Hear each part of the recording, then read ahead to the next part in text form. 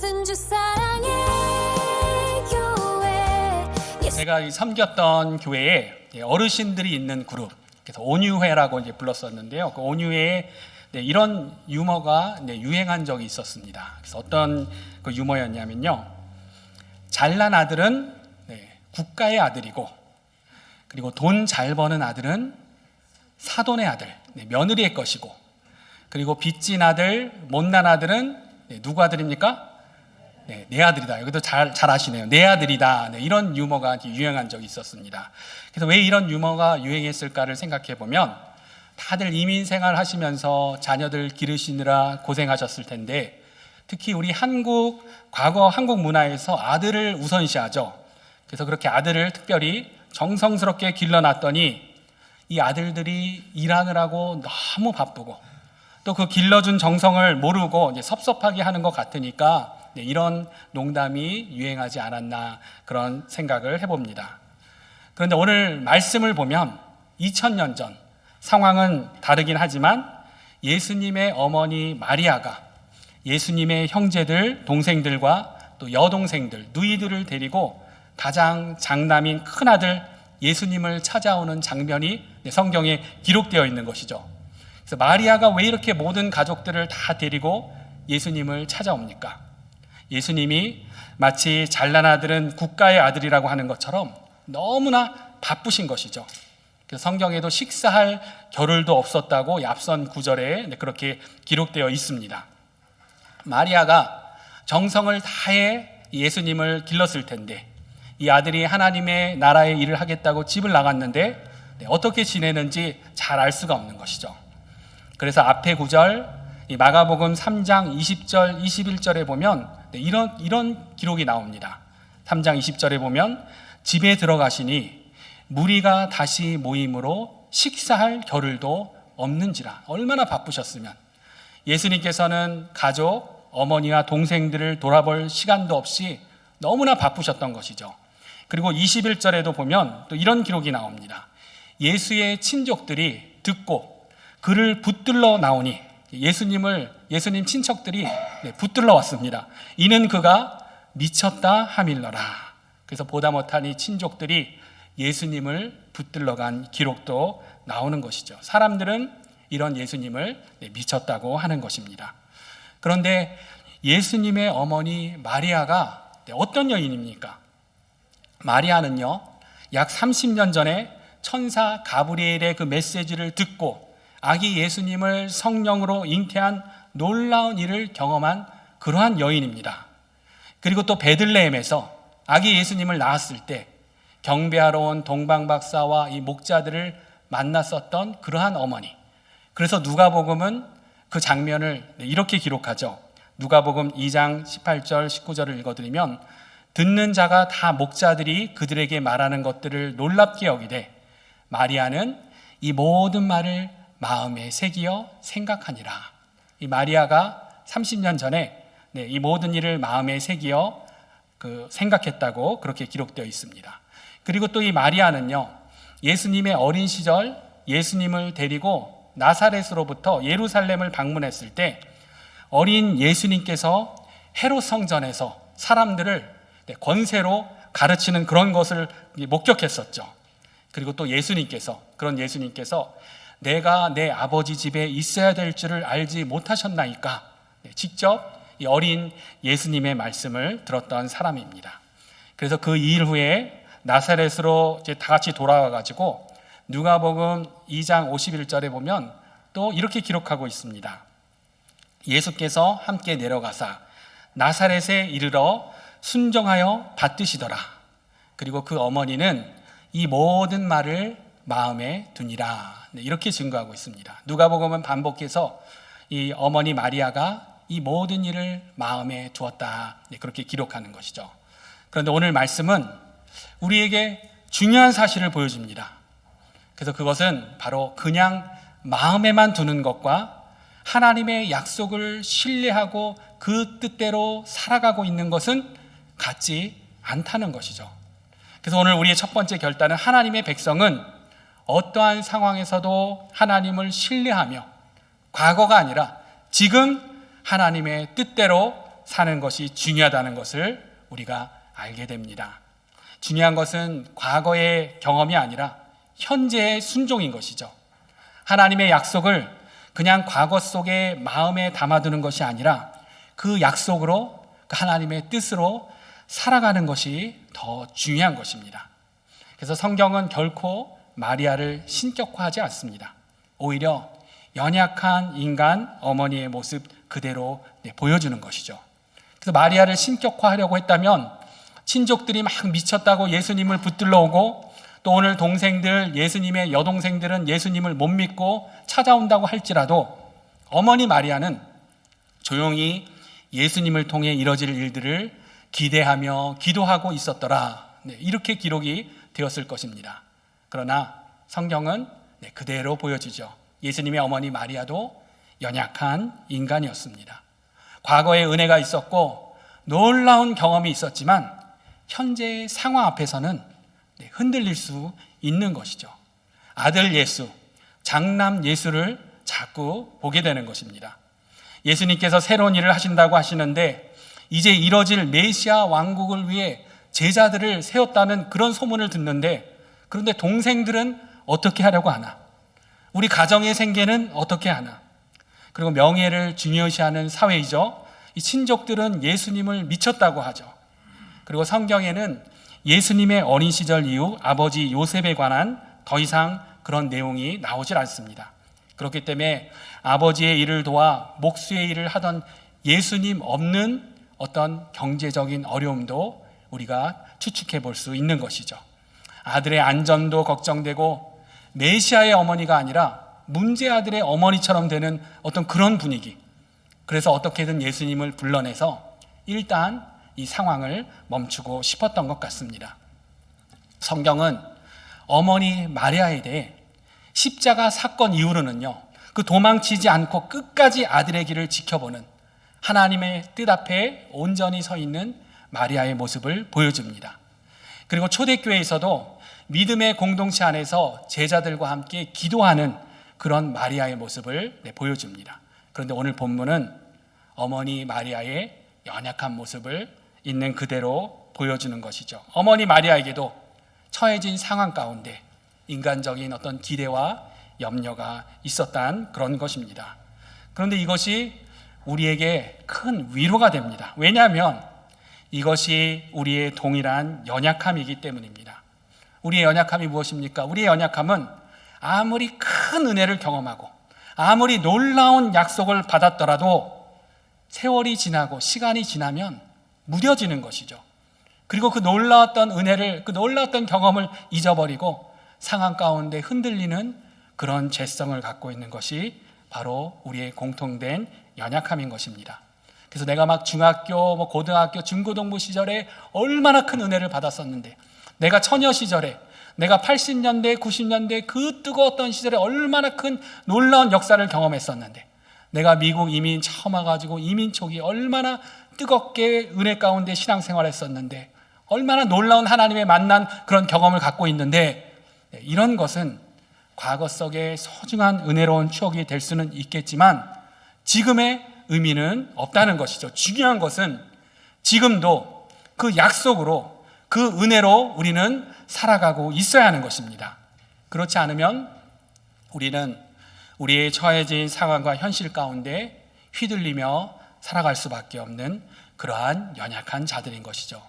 그래서 날마다 우리의 연약함을 회개하고 성령님을 의지하고 날마다 하나님께서 우리에게 주신 약속을 기억하고 믿음으로 붙들며 살아가는 것이 우리에게 너무나 중요합니다.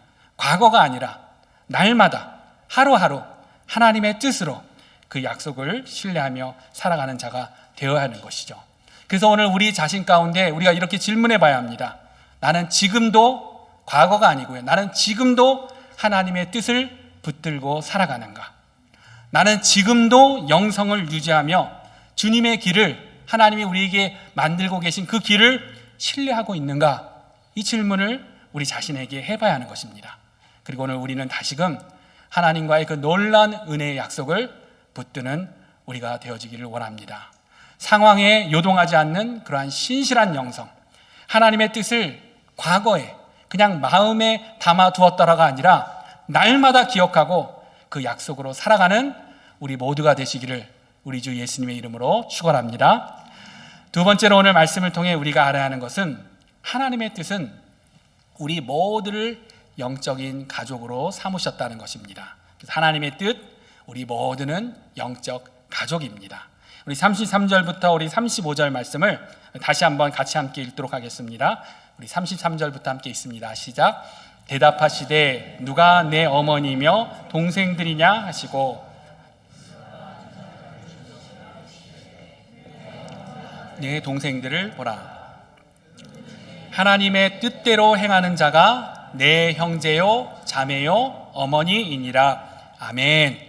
그래서 예수님께서 다소 충격적인 질문을 지금 던지신 거죠. 누가 내 어머니며 내 동생들이냐? 네. 그리고 둘러앉은 제자들과 무리를 보시며 답을 주시는 것입니다. 이들이 내 어머니요 내 동생들이라. 예수님의 이 말씀에요, 그곳에 있던 사람들은 아멘 하면서 좋아했을지 모르지만 아마도 이 어머니 마리아와 동생들은 마음이 아팠을 것 같습니다. 기분이 상했을 것 같습니다. 그리고 예수님의 친족들, 어르신들이 그거를 봤다면요, 버릇없다, 아마 그렇게 했을 수도 있을 것 같습니다. 그러나 우리 예수님은 무례함이 아니라 진리를 선포하신 것입니다. 하나님 안에서 하나님의 뜻을 따르는 자들은 새로운 가족이라는 그러한 선언을 하신 것이죠. 이것이 오늘 우리가 두 번째로 붙들 메시지입니다. 예수님은 우리에게 주기도문을 가르쳐 주시면서 지극히 거룩하고 가까이 할 수 없었던 그러한 하나님, 조금이라도 가까이 가고자 한다면 이 대속제물들, 소, 양 경제적인 상황이 안 되면 비둘기라도 그 비둘기의 피를 흘려야만 나갈 수 있었던 그 하나님을 하늘에 계신 우리 아버지, 하늘에 계신 우리 아빠라고 부르게 하셨다는 것이죠. 그렇게 우리가 사랑받는 아들, 사랑받는 딸이 된 것입니다. 그런데 그렇다고 한다면 우리가 또 반드시 알아야 하는 것은 그런 동시에 우리는 서로에게도 바로 형제요 자매가 되었다는 사실인 것입니다. 우리가 하늘 아버지의 자녀라면 나만 그 하늘 아버지의 자녀가 아니라 다른 사람들도 함께 형제 자매가 되었다는 그러한 사실인 것이죠. 이것이 오늘 예수님이 우리에게 가르쳐 주시는 진리입니다. 우리 예수님께서 십자가에서 완전히 이뤄주신 그러한 일입니다. 우리 사이에 막힌 담을 허무시고 원수되었던 관계를 가족으로 그렇게 회복시키신 것이죠. 그 진리가 에베소서 2장 13절 14절을 통해 선포됩니다. 우리 에베소서 2장 13절 14절도 한 목소리로 함께 같이 읽겠습니다. 시작. 전에 멀리 있던 너희가 그리스도 예수 안에서 그리스도의 피로 가까워졌느니라. 그는 우리의 화평이신지라 둘로 하나를 만드사 원수된 것 곧 중간에 막힌 담을 자기 육체로 허시고. 아멘. 그리스도의 피로 가까워졌느니라. 혈연이 아닌 우리를 예수 그리스도의 피로 혈연 같은 영적인 가족으로 우리를 세우셨다는 것입니다. 그런데 우리는 이 관계 속에서 얼마나 많은 상처를 받습니까? 특히 이민교회 안에서 아쉽게도 그러한 일들이 많이 일어나죠. 여러 가지 난임으로 인해 힘들었던 그런 상처들이 우리 가운데 있습니다. 그래서 그렇게 가까웠던 사람이 반대편에 서기도 하고, 그리고 그렇게 교회 안에서 큰 상처를 받고 아예 마음을 닫아버린 그러한 분들도 계시죠. 관계의 아픔이 신앙의 상처로 남는 그러한 경우들이 있습니다. 하지만 그럼에도 불구하고 하나님이 원하시는 교회는 우리가 각자 거리를 두고 적당한 거리를 유지하는 가면을 쓴 그러한 공동체가 아닙니다. 당장은 힘들지라도, 찌르며 아프게 할지라도 고슴도치 같은 우리 죄인들이 계속해서 서로를 향해 나아가며 성령님의 능력으로 그 가시가 녹아지며 함께 하나 되는 그런 공동체를 우리는 소망해야 하는 것입니다. 왜냐하면 우리의 정체성은 나만 사랑받는 자가 아니라 저 사람도 사랑받는 하나님의 자녀이기 때문인 것이죠. 나만 하나님의 형상이 아니라 저 사람도 하나님의 형상으로 창조된 사람, 그 사람도 하나님의 형상으로 회복될 사람이기 때문인 것입니다. 제가 섬겼던 이전 교회에서 아주 오래전에 수요 예배 때 전후무후한 일이 있었는데, 그것은 뭐냐면요, 예배 중이긴 하지만 가요를 부른 적이 있습니다. 그래서 그 가요가 무엇이었냐면, 여러분들이 아마 대부분 잘 아실 송창식 씨의 우리는 이라는 그런 노래를요, 전후무 그 이후로 그런 일은 없었는데, 그 설교 후에 가요를 부른 적이 있습니다. 그날 설교하시는 목사님께서 사도행전으로 이 설교를 준비를 하시는데, 이 가사만큼 우리 하나님의 영적 가족 관계를 설명하는 노래가 없는 것 같다 하셔가지고 좀 무리수를 이렇게 두시고 이 노래를 설교 후에 다 같이 불렀었습니다. 근데 그 가사를 여러분들 잘 알고 계시죠? 우리는 빛이 없는 어둠 속에서도 찾을 수 있는, 우리는 아주 작은 몸짓 하나라도 느낄 수 있는, 우리는 소리 없는 침묵으로도 말할 수 있는, 우리는 마주치는 눈빛 하나로 모두 알 수 있는, 우리는 바람 부는 벌판에서도 외롭지가 않은, 우리는 마주 잡은 손끝 하나로 너무 충분한, 우리는 기나긴 겨울밤에도 춥지 않은, 우리는 타오르는 가슴 하나로 너무 충분한, 이러한 가사를 갖고 있죠. 염려 안 하셔도 됩니다. 설교 후에 이 가요 안 부릅니다. 그런데 이 가사 내용 중에 우리는 연인 막 이러잖아요. 연인이라고 하고 후렴 부분 부를 때 뭔가 굉장히 어색하면서 그렇게 불렀던 그런 기억이 납니다. 그런데 세상 사람들도 이렇게 간절히 추구하고 있는 이러한 하나됨, 이러한 서로에 대한 간절함, 우리는, 그러다 사실은 이러한 관계는 에덴 동산에서 쫓겨난 죄된 우리 인간이 결코 이룰 수 있는 것이 아니라는 것입니다. 이것은요, 성령님을 통해서만 가능한 우리 하나님 백성들의 정체성인 것입니다. 먼 미래에 새로운 하늘과 새로운 그러한 땅, 회복될 에덴 동산에서 이뤄질 우리 미래의 모습, 우리의 소망인 것입니다. 그렇기 때문에 오늘 예수님이 알려주시는 영적 가족된 우리들은 이러한 하나됨을 소망하며 그냥 교회만 함께 나오는 그런 존재가 아니라 계속해서 더욱더 서로에 대해 알아가는 그러한 자들이 되어야 하는 것입니다. 서로의 아픔에 대해서도 우리가 알아가고, 그 인생에 행하셨던 하나님의 놀라운 은혜의 스토리도 우리가 더욱더 잘 알아가고, 하나님이 각자의 인생에게 주신 사명, 그 비전에 대해서도 알고, 우리가 그렇게 그 비전을 잘 이룰 수 있을 수 있도록 하나님의 말씀으로 격려하고 서로의 기도 제목을 알고 있고, 생각날 때마다 예수님의 이름으로 축복해 주며 기도해 주는 것, 예수님의 이름으로 그 인생을 축복해 주는 그러한 관계, 이것이 영적 가족인 것이죠. 근데 오늘 우리가 그렇게 다시금 결단해야 합니다. 지금 당장은 힘들지라도 조금씩 하나님이 기뻐하시는 영적 가족으로 그렇게 다듬어져 가야 합니다. 우리의 인생 여정 가운데 무의미하게 스쳐가는 그런 인생들, 잠깐 함께 신앙생활하는 동료 정도가 아니라 나중에 완전해질 완전한 세상에서 다시 만나게 될 영적 형제 자매들, 우리가 그 사실을 생각하면서 그렇게 이 땅에서도 함께 하나님의 뜻을 행하며 성령님 안에서 서로의 삶을 품는 영적 가족이 되는 것, 이것이 바로 오늘 말씀을 통해 우리에게 주시는 사명인 것입니다. 그렇게 우리가 성령 안에서 아름다운 영적 가족으로 세워지는 우리 모두가 되시기를 우리 주 예수님의 이름으로 축원합니다. 아멘. 마지막 오늘 말씀을 통한 세 번째 결단은 우리의 친가족도 영적 가족이 되어야 한다는 것이죠. 그래서 우리 하나님의 뜻, 우리의 친가족을 향한 우리 하나님의 뜻은 우리의 친가족도 영으로 연결되는 것입니다. 오늘 본문에 예수님이 이렇게 말씀하셨죠. 누가 내 어머니며 동생들이냐? 누구든지 하나님의 뜻대로 행하는 자가 내 형제요 어머니니라. 이 말씀을 우리가 오해하면요, 우리 예수님을 가족에게 상처를 주는 냉정한 아들, 나쁜 형과 나쁜 오빠로 그렇게 볼 수 있습니다. 그런데 성경은요, 성경 전체는 정반대를 증언합니다. 우리 예수님, 그 십자가의 그 고통 가운데서도 마지막 운명하시는 그 순간까지도 우리 예수님 어떻게 하십니까?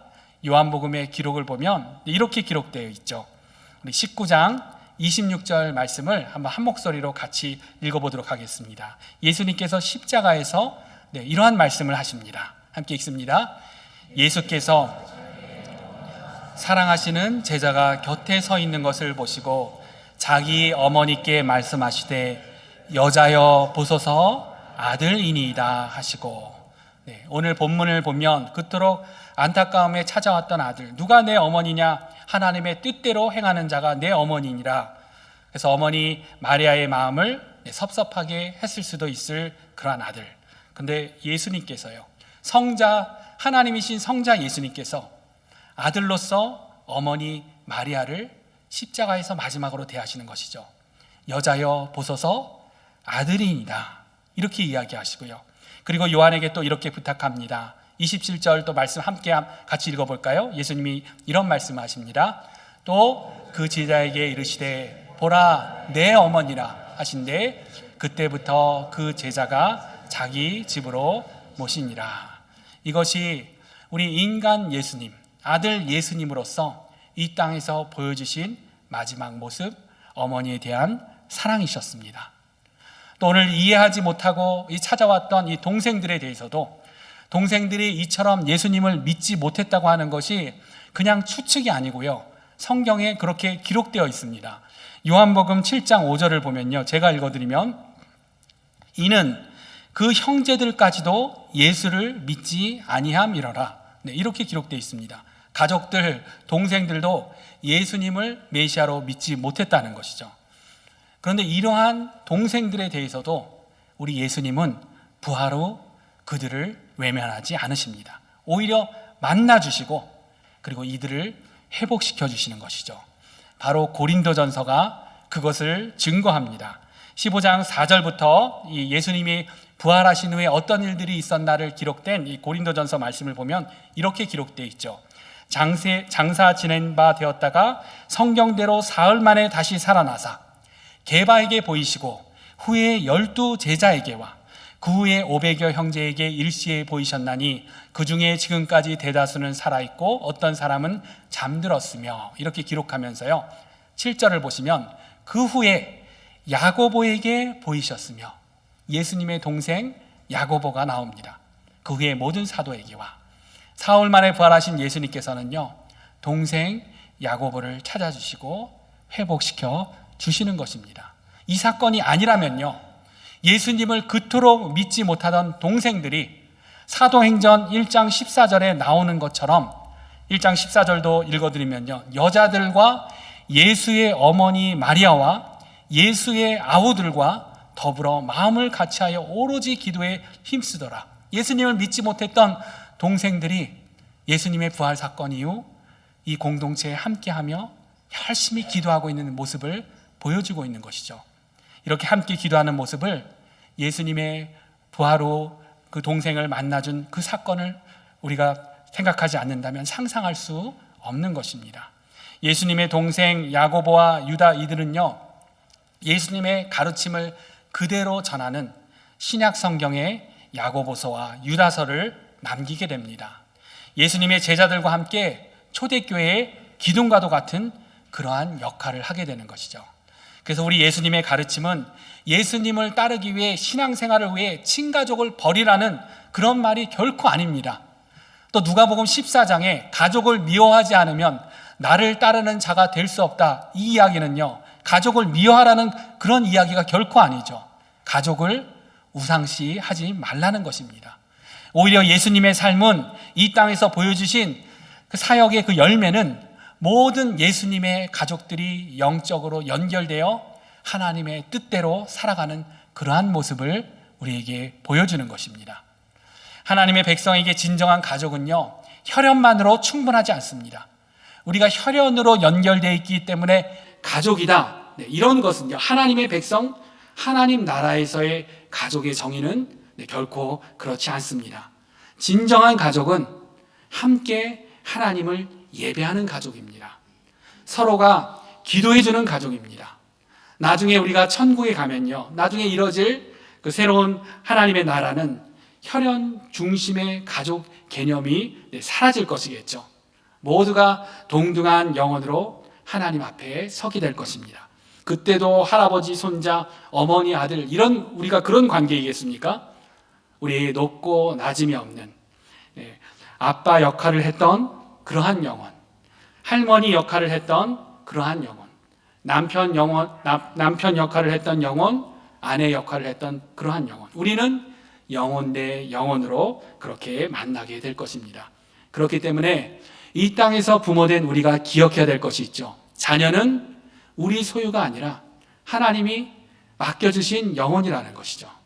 우리 부모는 연약하고 완전하지 않다는 것을 그렇게 인정해야 합니다. 그래서 우리는 자녀에게 이렇게 말해야 합니다.